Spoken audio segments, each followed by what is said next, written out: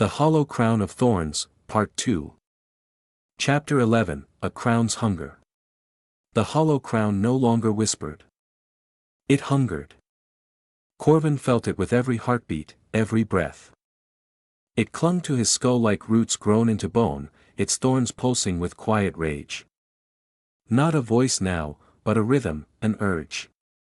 It didn't speak in words anymore. It pressed thoughts, compulsions, instincts not entirely his own. By dawn, it was clear. The crown wanted something. Or someone. He stood alone in the Hall of Mourning Relics, where past kings' weapons, seals, and charms were preserved behind ruined glass. He paced between their legacies, feeling the weight of history press down like the ceiling was sinking. On a pedestal at the end of the room, under flickering candlelight, lay the broken binding dagger, the very blade used to pierce the heart of the buried queen, reforged after her fall, and placed here like a war trophy. It was black now, burned from the inside, and warm to the touch. Corven had not summoned Talia yet. This was something he needed to feel without her watching.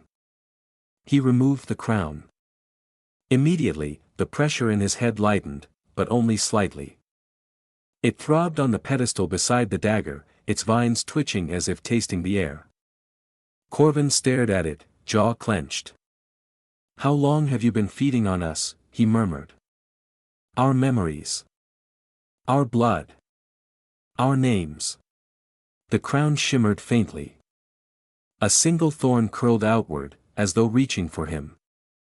Then he saw it. On the inner curve of the crown, etched in tiny runes between the thorns, were names. Dozens. Hundreds. Some he recognized from the histories. Others had been erased from books and tombs. But one name stood out. A name that hadn't appeared in any scroll, any vision. Velmyra. The name he had spoken to open the hidden gate. The crown remembered her. It belonged to her. Corven staggered back, bile rising in his throat. He saw flashes again, visions from the mirror of Veritas. The moment the crown was torn from her brow. The thorns bleeding into her skin. Her voice silenced forever. And now it sat there, pulsing on a pedestal in the relic room of a palace built on her grave. That evening, Talia returned with troubling news. "There's rot in the west wing," she said. "The floors are soft. The walls are bleeding sap." Corven looked up from the journal he'd been rereading. "The palace is changing again?" She nodded. "Worse. The roots are moving. The old wards meant to contain them are failing." Corven rose. "The crown's drawing power from her prison. From the knot of thorns. It's not meant to just sit on a throne. It's a conduit," Talia said. "For what she was. Or what she still is." They stood in silence. Then Corven spoke what they'd both been dreading. "It wants me to offer something." Talia's brow furrowed. "What?" He turned to face her. "A life. A sacrifice. It's starving."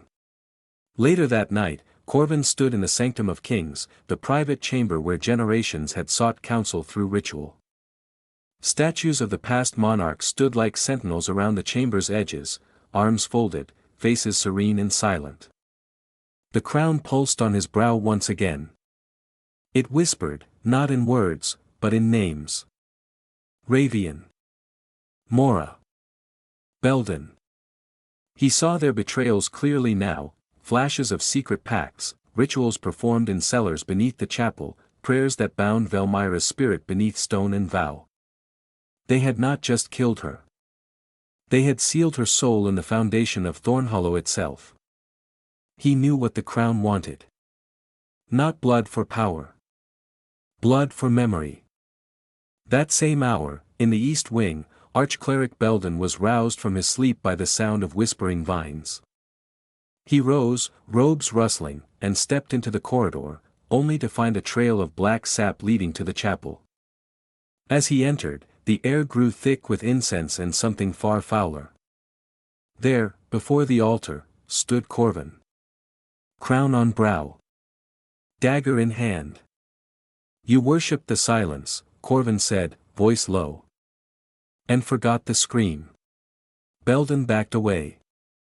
Your Grace, I. You stood over her prison and whispered that it was holy. She was a danger. She was unnatural. Corven stepped forward. She was a queen. And you turned her into a myth. The dagger in Corven's hand pulsed once. Then. He dropped it. Belden stared in confusion. And then. The roots burst from the chapel floor. They coiled around the cleric like snakes, thorns sinking into his flesh as he screamed. The altar cracked in half.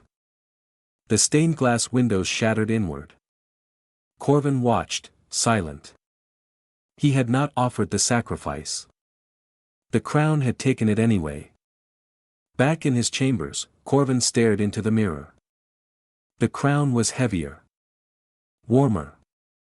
And now, it hummed. One of its thorns had turned white.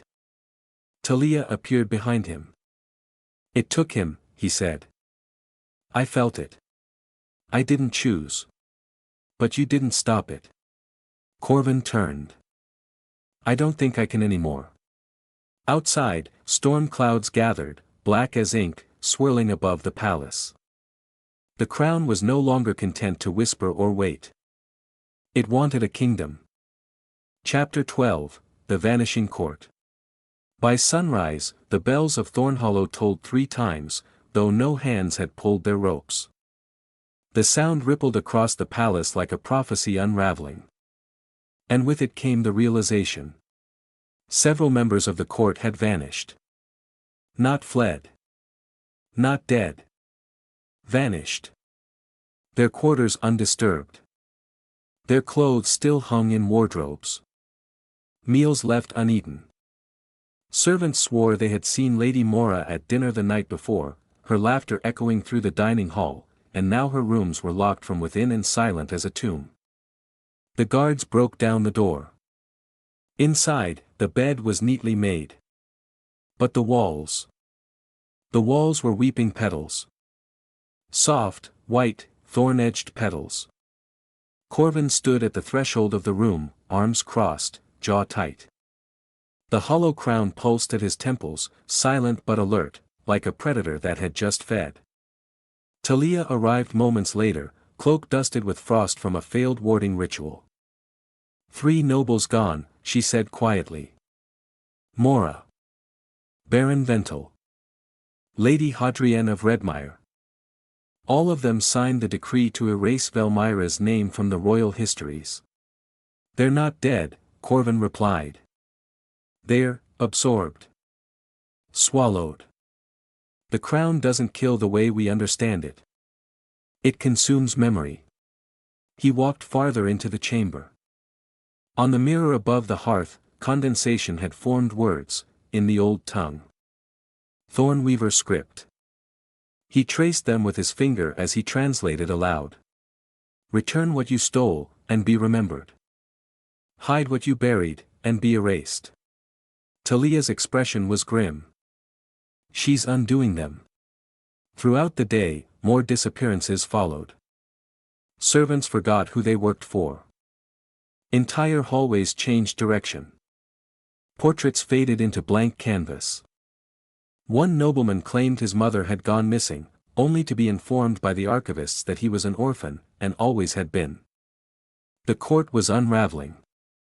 But no one dared speak the cause aloud. That night, Corven convened what was left of the Council of 9, the monarch's inner advisors, the highest voices in Thornhollow outside of the crown itself. Only 5 attended. Duke Ravian, looking pale and twitchy.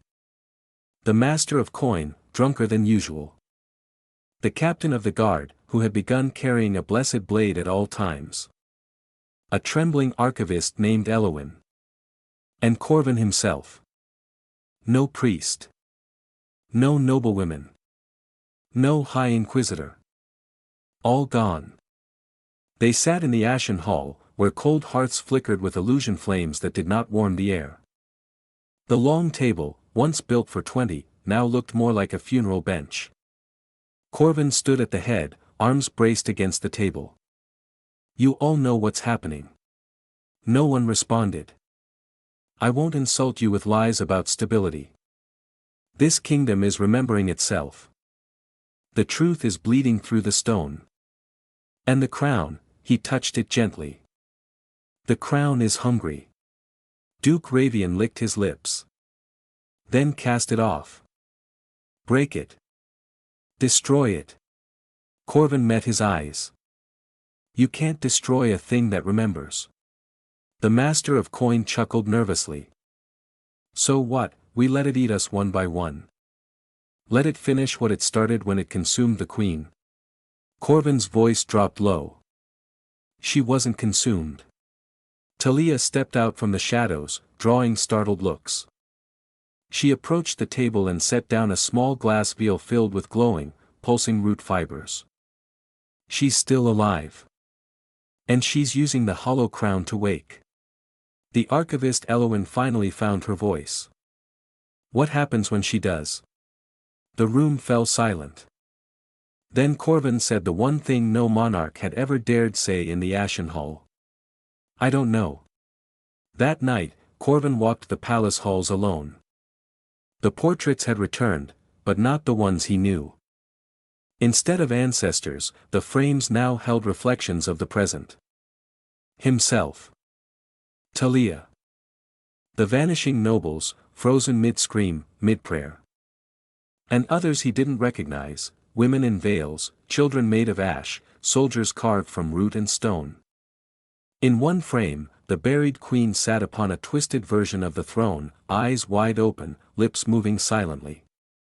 Corven stopped. The moment he did, her head turned toward him. The reflection moved independently of his body. Her voice spilled from the frame, soft as breath. "Where is my court?" Corven's hand reached toward the image. Her smile widened, just before the glass shattered outward, cutting his palm. He staggered back, blood dripping onto the marble floor. The walls around him sighed. He returned to his chambers and found Talia waiting. She saw the blood. "What happened?" She spoke through the portraits. "Did she say anything?" "She's looking for her court." Talia went very still. "Then she's almost fully conscious. She's seeking reassembly. The court that betrayed her, she wants them either reborn, or removed." Corven stared at the fire. "How do I stop her?" "You don't." Talia looked at him, eyes shadowed. "You decide which of us deserves the crown." Outside, the stars disappeared. And for the first time in centuries, roots broke the surface of the palace gardens, white, thorned, and blooming with names that had once been forgotten. Chapter 13, The Inquisition's Shadow. There were old names in Thornhollow that were not written in books. The Inquisition was one of them. It was not a council. Not a church. Not a ministry. It was a wound in the kingdom's soul. Born in the age of rebellion, when the buried queen's voice had rippled through stone and root, the Inquisition was forged to silence magic that remembered. Not magic that harmed, or misled, or cursed, but magic that refused to be forgotten. And now, after years of dormancy, it had returned. They came in the dead of night. Their armor was matte black. Their masks were featureless, porcelain with no eyes, no mouth, no breath holes. On their chest plates was the sigil of the severed root, once outlawed after the War of Erasure. 12 of them entered Thornhollow's gates. And behind them walked a tall figure in a cloak of white ash and gold silk, crowned not in thorns, but in polished bone. Inquisitor General Vale. The last time his name had appeared in the kingdom's records was over 30 years ago, listed as deceased. But Corven now knew, the Inquisition had never disbanded. It had simply buried itself deeper than even the Queen's prison. In the throne room. Corven stood beneath the veiled windows as the Inquisition approached. He had not summoned them. Which meant someone else had. They move without sanction, Talia whispered beside him. Which means they move with confidence. Or desperation. Or both, Corven replied grimly. Vale stepped forward, his voice like sand and parchment. Your Grace. I come not as a traitor, but as a reminder. Corven's hand drifted to the hilt of his dagger. Remind me, then. You wear a crown that was never yours. You walk with a witch. You reopen halls that were sealed for the good of the realm. Corven's voice remained level. And who decides what's good? We do, Vale said, and the 12 Inquisitors raised their gauntlets in eerie unison. Your kingdom is unraveling. Your court is vanishing. And the name that was erased has begun to echo through the stone. You are the vessel of a memory too dangerous to remain. Corven stepped down from the dais. The hollow crown pulsed with warmth, not fear. Tell me, Inquisitor, when you helped bury her, did you look in her eyes before you ordered the vines to strangle her? A silence fell across the room like a blade. Then Vale spoke. She chose this fate. She defied the laws of the bloodline. She crowned herself from living things. Talia's voice was sharp. Because your kind refused her the iron crown. Vale turned slowly. You, witch, are already sentenced. If you do not release the binding glyph you cast upon the eastern wing, we will extract it. With fire.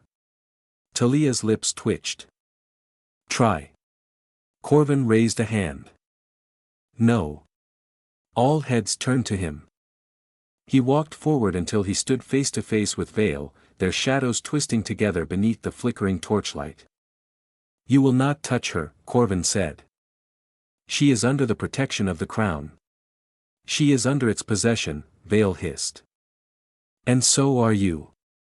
Corven's voice lowered. Then what will you do? Burn the palace? Bury me beside her? No, Vale said, slowly removing his gloves. We will do what we have always done. That night, Thornhollow changed again. The western wing collapsed. Not from age. Not from roots. From fire. Green fire, alchemical, designed not to burn, but to purify memory. When Corven arrived, half the wing was ash. Screaming servants clawed at the walls, raving about voices that had spoken from their childhood beds, names they no longer remembered. One of the portraits had melted into a reflection of Velmyra's face. And then it had burst into flame. Talia found Corven by the ruined balcony, ash coating his shoulders like frost. I know who summoned them, she said softly. Duke Ravian. Corven closed his eyes. Of course. Then we end it, he said. In the secret crypts beneath the throne. Vale stood before the buried queen's prison, the knot of thorns that pulsed and breathed. He reached toward it. But before his fingers touched the bark, it recoiled. And a single white flower bloomed from the root. Vale whispered the forbidden name. Velmyra.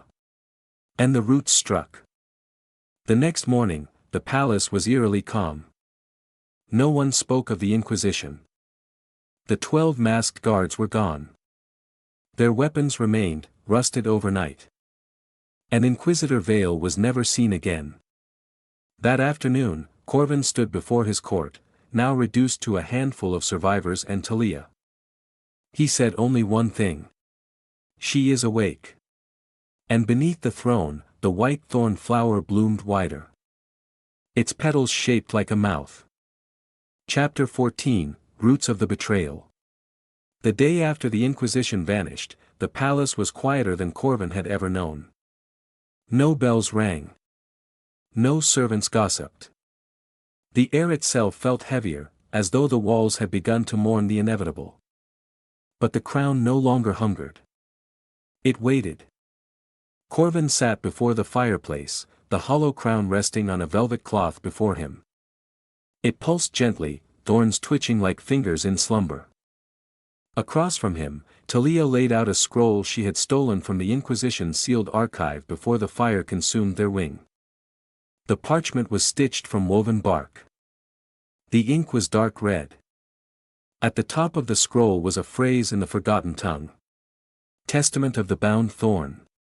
Below it, names. Not names of the betrayed, but of the betrayers. Talia pointed. Here. Ravian. Mora. Belden. Vale. And among them, Thandril Vale. Corven stared at the final name. His own bloodline. The first king, he said softly. The one who claimed the hollow crown. Talia nodded. And the first to wear it after tearing it from Velmyra's head. Corven's voice dropped to a whisper. He didn't forge the crown.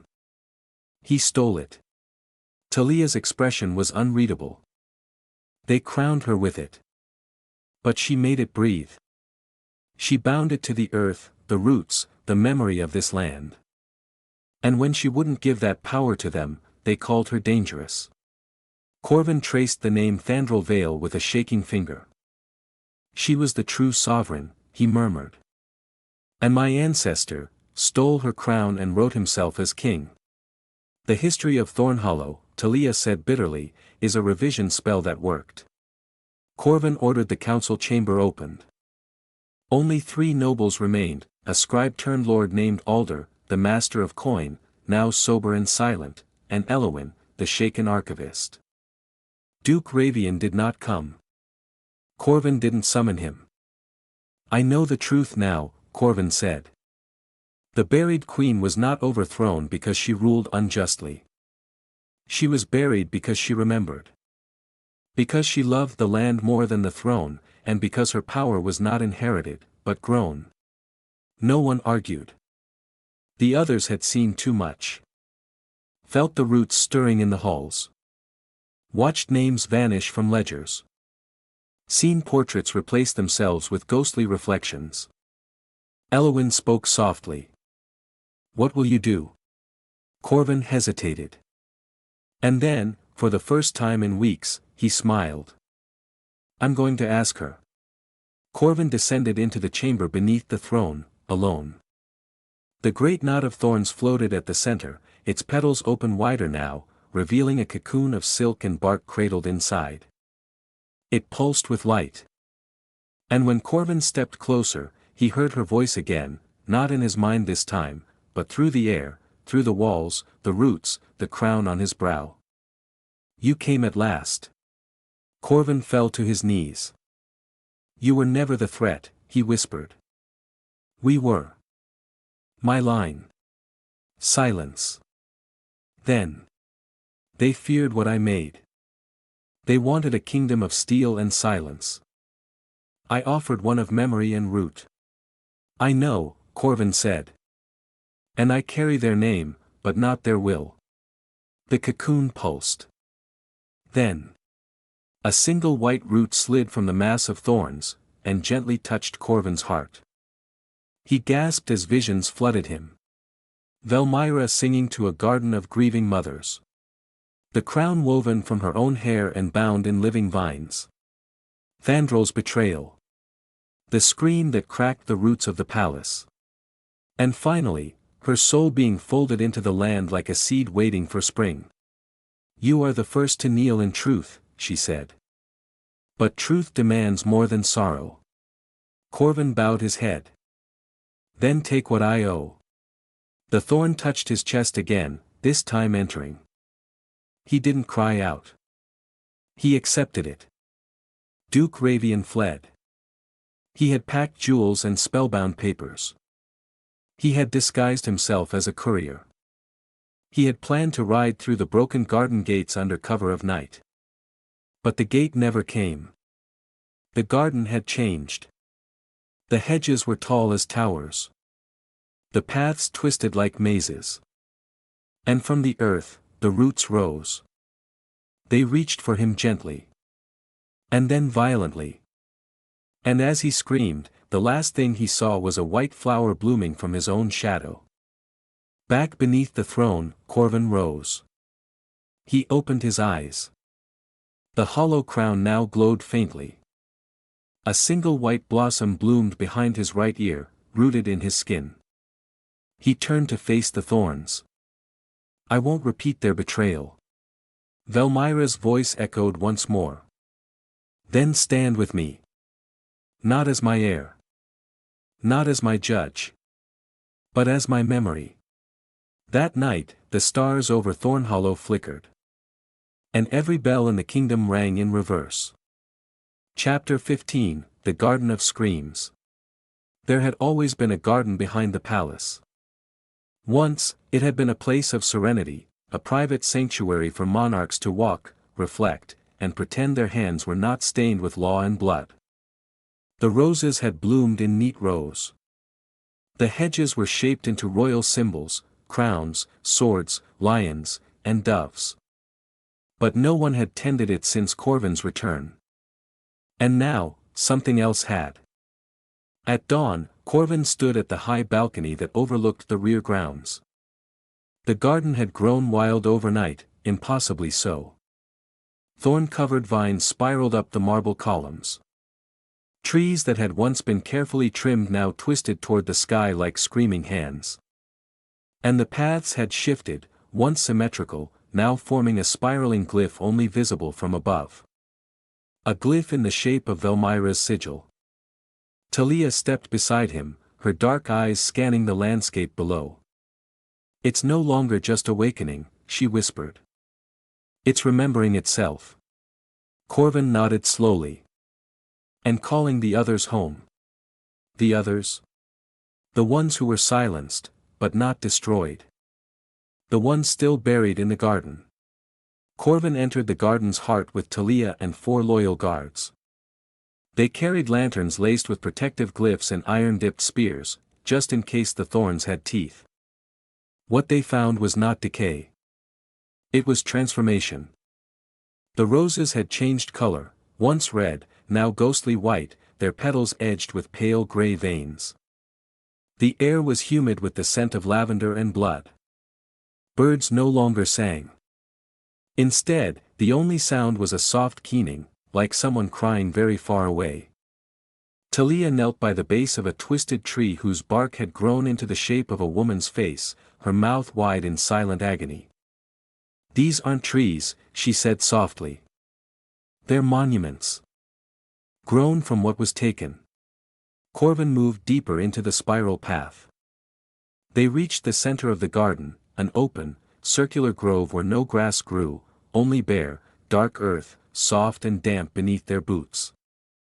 In the middle stood a tall, ancient-looking arch of root and stone, half consumed by creeping vines. At its base was a single plaque. The name on it had been gouged out violently. But Corven knew what it had once said. Velmyra. The moment he touched the arch, the garden screamed. It wasn't a sound in the ears, it was inside the skull. 1,000 voices crying out all at once. Names. Pleas. Warnings. Laughter twisted by grief. And one phrase repeated in an endless chant. We remember. We remember. We remember. The guards dropped to their knees, clutching their heads. Talia raised her hand and muttered a countercharm, her pendant glowing violet. The scream dulled but didn't fade. Corven stood firm, eyes locked on the center of the arch, where a black mirror had formed between the entwined roots, liquid, reflective, rippling like disturbed water. What is it? He asked. Talia's voice was low. Reverent. Afraid. It's a gate of remembrance. Where does it lead? To every memory the crown has buried. Suddenly, one of the guards gasped. He stumbled back from the grove's edge, pointing with a trembling hand. Look! The vines at the edge of the grove had bloomed. From them, faces emerged. Not whole bodies, just features. Eyes. Mouths. Cheeks. carved into bark, pressed into petals. Some were whispering. Some were screaming. Some were simply watching. And then Lady Mora's face opened its eyes from the trunk of a rosebush and said, "Help me." Corven stepped forward, horrified. "She's alive." "No," Talia said. "She's echoing. What the crown erases, it stores. What the garden blooms, are the refusals. The parts of memory too powerful to be forgotten." Corven looked around them. 1,000 flowers. 1,000 regrets. This wasn't a garden. It was a graveyard of the kingdom's sins. Then the earth shuddered. The gate of remembrance pulsed. And from its center, a new figure stepped through. She was not the buried queen. She was a reflection, a younger version. Wreathed in mourning silk. Her eyes milky white. Her mouth stitched shut with thorn thread. She looked at Corven and bowed. "Your Majesty," she rasped. Corven stared. "Who are you?" She tilted her head. "I am the first memory she let go. I am the price of silence. I am the scream they sealed." And then her voice cracked with pain. "You must finish the cycle, or shatter it." As she faded back into the mirror, the ground beneath the garden cracked open slightly, revealing a staircase of black stone spiraling downward. Talia gripped Corven's arm. "This was always more than a prison. It's a vault. A vault of what they thought they erased." Corven looked down the stairs. The court tried to bury her. But they also feared what she might become if she was ever remembered. Talia nodded. "Because she wasn't just a queen." Corven met her eyes. "She was the first truth." They began the descent. Above them, the garden sighed. And from every flower came a whisper in unison. "She is coming." Chapter 16, A Pact in Blood. The staircase beneath the garden of screams spiraled downward into memory itself. The walls were not stone, they were woven roots, knotted and throbbing like veins. Shadows slithered between the bark, sometimes forming eyes, sometimes faces. They whispered names as Corven and Talia passed, names neither had ever heard, and yet, somehow, both recognized. These were not ghosts. They were remnants, imprints of every soul the crown had consumed, pressed like petals between the pages of a cursed history. And the deeper they descended, the heavier the air grew. By the time they reached the chamber below, even Talia was trembling. It was not a room so much as a chamber of echoes. The ceiling stretched high and vanished into shadow. The floor was carved from petrified roots, etched with glyphs written in blood of ancient kings. In the center, a single altar stood, twisted and elegant, formed from bone, vine, and polished obsidian. At its peak lay a knife. But not just any blade. The thorn blade. Forged from Velmyra's original crown, shattered during her imprisonment and reforged by the first king as both punishment and containment. It was the knife that had pierced her heart. Corven felt it immediately. The hollow crown pulsed on his brow in recognition. Not in hunger. Not in anger. In fear. Talia approached the altar, eyes wide. This is where they severed her power from her body. This is where they used her own crown to bind her to the roots. Corven stepped beside her. And now the crown remembers. And it's afraid of what happens if we undo the seal. Talia looked at him. "You know what must be done." She was right. If they wanted to awaken Velmyra fully, not just the ghost, not just the memory, but the queen herself, they had to break the seal in the vault. But the seal was not just magical. It was living. And it required a pact. Talia set down her pendant and sliced her palm with the thorn blade. Her blood fell onto the altar, sinking into the obsidian. "By the blood of the thorn weavers," she whispered, "I unbind the forgotten root." Then she handed the blade to Corven. He hesitated. My line cast the spell. My blood built the chains. Talia's voice was low. Which means only your blood can truly shatter them. He took the blade. And for the first time, the crown on his head did not protest. He pressed the edge to his palm. As the blood fell, the roots in the floor shivered. A pulse spread outward. And then the roots screamed. The chamber lit with violet fire as the glyphs on the walls ignited. The thorn blade burned in his hand, lightless flame, cold and bright. And then the voice came, not a whisper, not an echo. But a voice. You would unmake the silence. Velmyra. Not the fragmented voice he had heard before. This was her, awake, aware, and watching. Corven stepped forward. The crown remembers you. So do I. Then why do you still wear it? She asked, bitter and cold. Why do you wear my prison as a throne? He dropped the blade. I'm not your jailer. I'm your witness. The roots shuddered. And then, from the far wall of the chamber, a second altar rose from the ground. This one bore 2 crowns. One made of woven bone and thorn, Velmyra's original. The other, a crown made of withered steel and burning light. Talia stared. That's not yours. It's not hers. No, Corven whispered. It's what the hollow crown has become. A thing torn in two. One part truth. One part erasure. Velmyra's voice came again. Choose, Corven Vale. Choose not just who you will be, but what the kingdom shall become. Silence followed. He stepped toward the twin crowns. The original was ancient, pulsing with memory, grief, roots, and wild things. The new one burned, radiating control, silence, history rewritten cleanly. He stood between them. And he did not choose. He reached out both hands, one to each crown. And he merged them. The crowns pulsed violently. The chamber howled.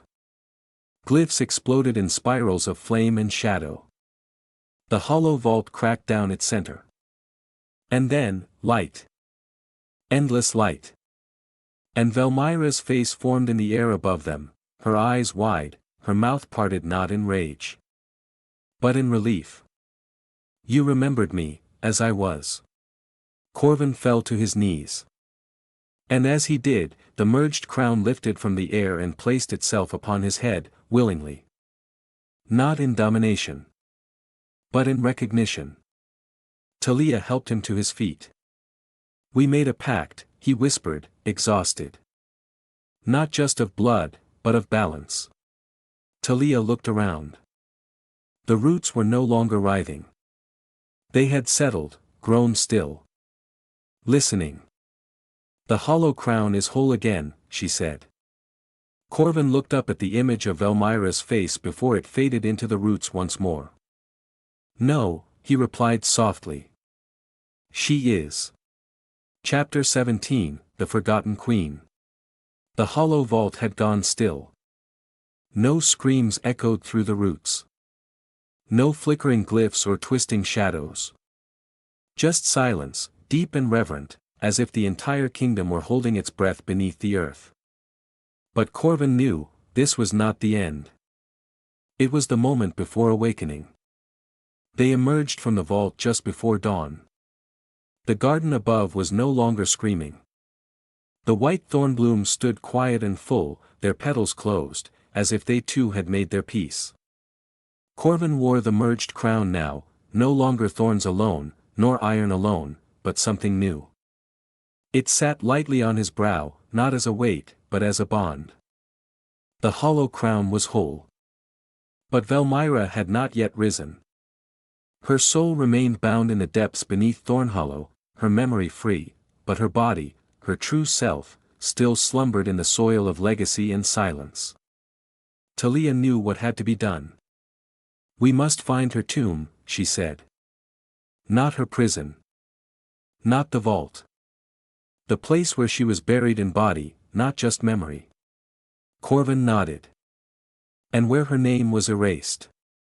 They descended once more, this time not into roots or vaults, but into the Library of Dust, a hidden archive buried beneath the royal scriptorium. Few remembered it. Fewer could find it. And only those marked by the crown could enter. The door opened with a whisper, not a key. The chamber inside was lined with shelves of sealed memory jars, glass vessels filled with shimmering fog. Inside each was a moment, a decree, a name, a law. All scrubbed from history. All collected by royal command. Corven walked between them slowly, guided by a sense not entirely his own. The crown pulsed faintly as they passed.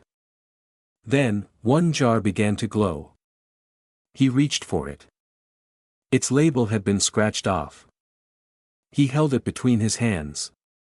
The fog inside swirled, resisting him, until his blood touched the seal. The jar shattered. Corven stood in another time. The palace around him was younger, new stone, bright banners, songs still sung in truth. A funeral procession wound its way down the central staircase. But no bells tolled. No names were spoken. At the center of it all was a coffin carved from white wood and living vine, suspended on chains and surrounded by masked mourners dressed in silence. Inside it, Velmyra. Her body was still. Pale. Perfect. But her throat bore a cruel wreath of burned scars, where the hollow crown had once grown into her flesh. Her hands clutched a bundle of thorns wrapped in silk. As the procession entered the crypt beneath the throne mound, the oldest, most sacred hill beneath Thornhollow, Thandril Vale stepped forward. He raised his hand and cast a spell of unnaming. And with it, her identity unraveled. The mourners forgot who they buried. The court forgot who they served. And history forgot who she was. Only the crown remembered. The memory dissolved. Corven collapsed to his knees, the shards of the broken memory jar glittering around him like fallen stars. Talia caught him. Where? He breathed the word. The throne mound. They rode at sunset, beneath skies streaked in crimson and gold. The people of Thornhollow watched from their windows and rooftops, not in fear this time, but in silent wonder. The kingdom felt different now. Softer. Older. Awake. Children claimed the statues in the square had changed faces. Old trees had begun to bloom with white flowers. And a new phrase was whispered by those who still remembered nursery songs. The forgotten queen walks again. The throne mound rose at the kingdom's edge, a great hill of stone and soil older than any map, covered in ivy and silence. It was once the site of Thornhollow's first coronation. Now it was overgrown, neglected, and avoided. No one knew why. But Corven did now. He dismounted at the base of the hill. The wind stilled. At the summit stood an archway of stone and bone, half swallowed by time. Beneath it, a stairway descended into velvet dark. No guards. No seals. No glyphs. Just a chill, and the scent of myrrh and morning flowers. They descended in silence. The chamber was circular, lined with murals long faded. At the center rested a coffin of bone-white wood wrapped in silver roots. Corven stepped forward. He placed both hands on the surface. The crown on his brow pulsed. And the vines uncoiled. The lid lifted without touch. And there, sleeping but whole, was Velmyra. Not spectral. Not symbolic. Real. Her skin glowed faintly with magic, as if caught in the moment before waking. Her crown, the original thorn circlet, lay across her chest like a final vow. She looked peaceful. But the moment Corven touched her hand, her eyes opened. They were not cruel. They were not cold. They were limitless. Memories flooded back into her, the betrayal, the blade, the roots, the silence, the scream that never reached the air. Her gaze locked on Corven, and for a heartbeat, she seemed to weigh centuries. Then she spoke, voice like wine through birch leaves. You wore my prison. Corven bowed his head. I wear your memory.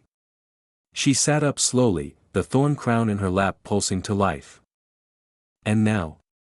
He met her eyes. Now I ask you to rise as queen, not alone, but remembered. Velmyra stood. And as she did, every flower in Thornhollow bloomed white. Every story has an ending, but some mysteries live on. If you enjoyed this tale, don't let it fade into the shadows. Smash that like button and subscribe for more thrilling stories that will transport you beyond the veil of the ordinary. Subscribe to our channel and your name will appear at the beginning of our next video, where we will pleasantly thank you for your subscribing. Tap the bell icon so you never miss a journey into the unknown. Share your thoughts in the comments. What twists did you see coming? And what secrets do you think still remain? Until next time, stay curious, stay brave, and let the next story begin.